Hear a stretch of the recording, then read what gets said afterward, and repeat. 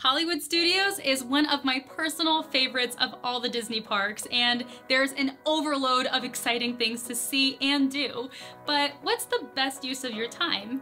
What things are must-dos? In this video, we've got the top 10 things you cannot miss at Hollywood Studios. Don't move.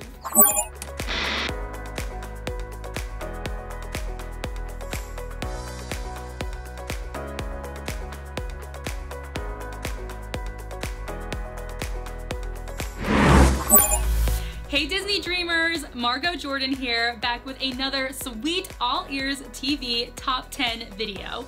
Ready to hear the best things to do at Hollywood Studios? Let's go! Number 1, Mickey and Minnie's Runaway Railway. Mickey and Minnie's Runaway Railway is the newest attraction at Hollywood Studios. Located inside the Chinese Theater at the end of Hollywood Boulevard, this attraction replaced the fan favorite Great Movie Ride. Without giving too many story spoilers away, you will find yourself in the middle of a Mickey Mouse short as you join Mickey and Minnie on their perfect picnic. The ride represents a first for any Disney park in that it is the first ride featuring Mickey and Minnie. Wonder what in the world took them so long? Using a trackless ride system and advancements in audio animatronics, the ride is truly something to see firsthand. There's no height requirement for this cartoon adventure, so the whole family can enjoy it. Number 2, Hollywood Studios Thrill Rides. Hollywood Studios is also home to some of the premier thrill rides at Walt Disney World. One of these is the Rockin' Roller Coaster, a high-speed indoor roller coaster featuring the music of Aerosmith. Their music is legendary, and so is this ride.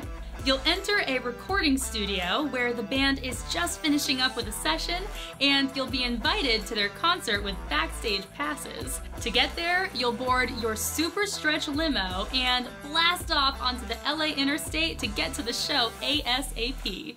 As well as being one of the best rides for thrill seekers, this coaster also holds the distinction of being the only coaster on Disney World property with inversions. Located next to Rockin' Roller Coaster is the ominous-looking Twilight Zone Tower of Terror. Themed to an abandoned hotel from the golden age of Hollywood, you move through the lobby and enter the library where you find out what really happened one stormy night long ago. Then you board your service elevator and find yourself dropping faster than gravity through the Twilight Zone. This attraction is widely regarded for its thrills and is considered to be one of the best themed attractions on property. Since these attractions are located right next to each other, we recommend getting to the park early for rope drop and knocking both of them off your list while everyone else runs to Galaxy's Edge or Toy Story Land. Number 3, Walt Disney Presents. Slowing things down a bit, Hollywood Studios also features one of the most unique walkthrough attractions at Disney World. Walt Disney Presents is a two-part experience. First, you'll wander through an exhibit on the history of Walt Disney and his achievements from starting his animation studio through the planning of Disneyland and Disney World. You'll be able to see historical artifacts, models, costumes, stretches, and more from across the company's history, including previews of coming attractions. The exhibit is capped off with a 15-minute documentary, Walt Disney: One Man's Dream, that features rare audio recordings of Walt himself speaking about his experiences. Sometimes this film may be replaced by previews for an upcoming Walt Disney Studios movie release. If you're just interested in seeing the museum exhibit, you can walk through at your leisure and then skip the movie at the end. Number 4, Toy Story Land. Toy Story Land answers the question, what would happen if we shrunk down to the size of a toy? Here you'll find a ton of pals from Andy's room. The oversized toys and objects will make you feel like you are way smaller. 2 of Hollywood Studios' most popular attractions are located here, Toy Story Mania and Slinky Dog Dash. On Toy Story Mania, you compete against your partner in a sideshow shooting gallery with toy cannons. Slinky Dog Dash takes you on a mildly thrilling roller coaster ride around Andy's backyard. You'll also find another family-friendly attraction, Alien Swirling Saucers, and the quick service location Woody's Lunchbox here as well. There's so many fun details in this land, so take a little while to look around. Oh, and keep your eyes peeled for Andy's footprint. It's so big that you may actually miss it. Number 5, live shows. When Hollywood Studios initially opened as Disney MGM Studios, the park was designed to show guests the magic of movie making. The park keeps this tradition alive through their theater-caliber live stage shows that still play regularly. The Indiana Jones Epic Stunt Spectacular stages some of the most popular scenes from Raiders of the Lost Ark for guests to see how certain effects can be used in an action or adventure film. You'll see Indy being chased by the boulder in the Peruvian temple, bound across the streets of Cairo, and fight the bad guys next to an explosive flying wing. Voyage of the Little Mermaid retells the story of the movie with live performers, puppets, special effects, and all of your favorite songs. Don't forget to check out Beauty and the Beast live on stage, too. The show is a shortened version of the movie's plot, but don't let that fool you. It's still amazing and touching. This is a Broadway-level production with musical numbers and costumes. Frozen fans can also check out, for the first time in forever, a Frozen sing-along celebration. The royal historians of Arendelle are here to tell the story of the movie with Elsa, Anna, and Kristoff joining them. During the show, clips from the movie will play on screens with lyrics so you can all sing along. Though the park has changed a bit, these shows still remind us of the original studio backlot approach to Hollywood studios. Number 6, Citizens of Hollywood. While exploring the streets of Hollywood, you may come across a live show featuring the citizens of Hollywood. This Streetmosphere show features characters that look like they were plucked from the silver screen of the 30s and 40s. The show is designed to bring the laughs and encourages audience participation, so you may even get to be a citizen of Hollywood for a bit. Number 7, Gimmick Restaurants. It's no secret that Hollywood Studios is all about making you feel like you've stepped into the movies. Did you know that there are 2 restaurants in the park where you can actually sit down to watch some classics? The 50s Primetime Cafe will make you feel like you're visiting Mama's kitchen for some old-fashioned home cooking. While you eat, you'll gather around old black and white television sets to watch episodes from 50s television shows. I love this stuff so much. The sci-fi dine-in theater harkens back to drive-ins of old. You actually get to sit in a 50s era convertible while you eat. Of course, this wouldn't be a drive-in without a big projection screen set up to play old-timey sci-fi B-level movies. Both of these restaurants offer a unique twist to a Disney meal. Number 8, Galaxy's Edge. How could we forget Galaxy's Edge, the ultimate playground for Star Wars fans? The land is set on the planet Batuu in a haven for smugglers and those who do not want to be found, called Black Spire Outpost. In the outpost, you'll find a number of snack stands and restaurants like Ronto Roasters, Docking Bay 7, and Oga's Cantina, where you can order a drink while listening to DJ Rex Galactic Jams.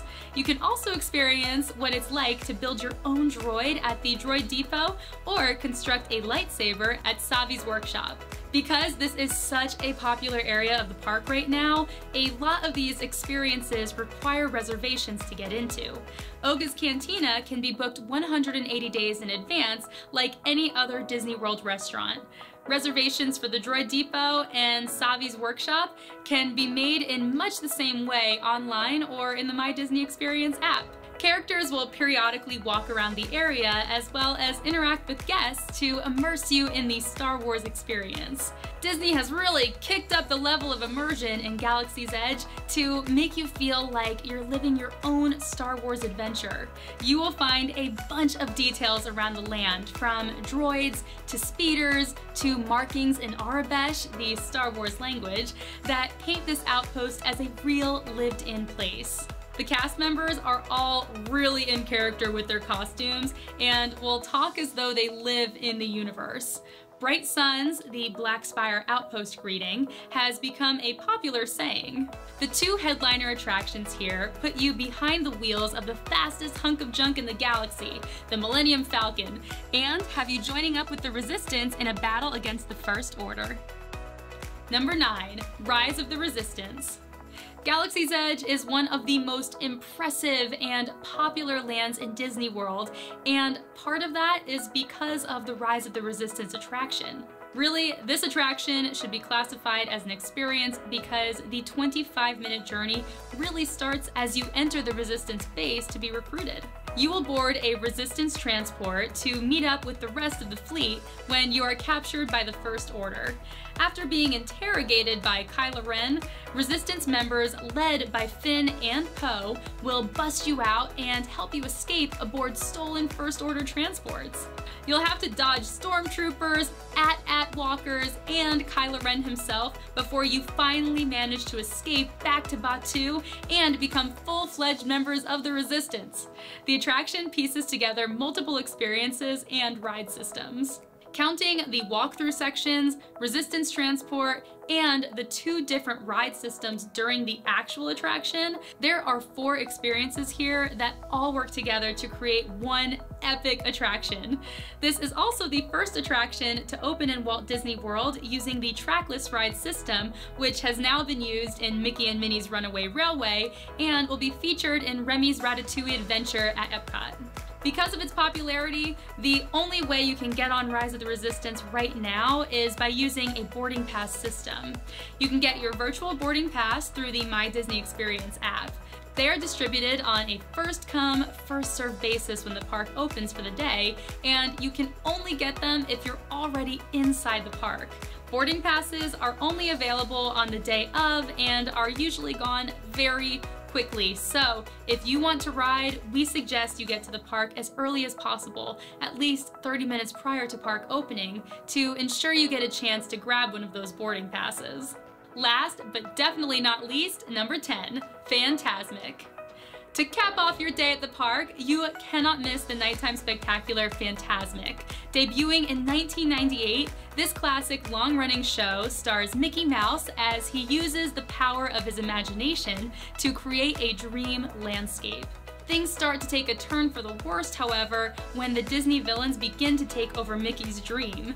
Eventually, Mickey must confront Maleficent and the forces of evil to take back his imagination and ignite the night with fireworks. The show plays in a special amphitheater located by Tower of Terror and features a ton of classic Disney characters. This is one of the most popular nighttime spectaculars at Disney World, so if you want to make sure you get a good seat, start lighting up by the Hollywood Hills Amphitheater an hour before showtime. The doors open 2 hours prior.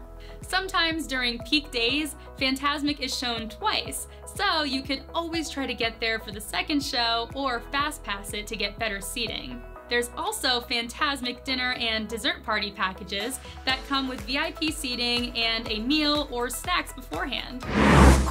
Well, that does it for this episode of All Ears TV. Is there anything that you think should be on the top 10 list? Tell us in the comments below and like this video for us while you're at it, please. Thanks everyone. I'm Margot Jordan and I will catch you next time. Bye!